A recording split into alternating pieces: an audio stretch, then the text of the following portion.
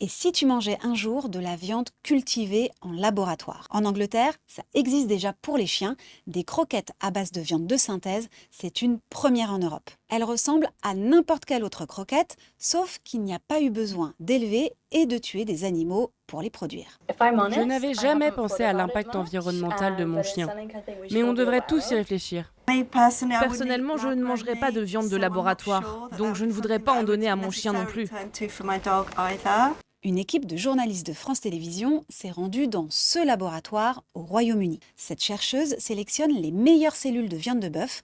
Elles ont été prélevées sur un animal et vont être ensuite reproduites à l'infini. Chacun des ronds que vous voyez ici, c'est des cellules de muscles. On va les faire grandir. Pour cela, on les plonge dans des soupes de nutriments, tout ce qu'il faut pour les nourrir.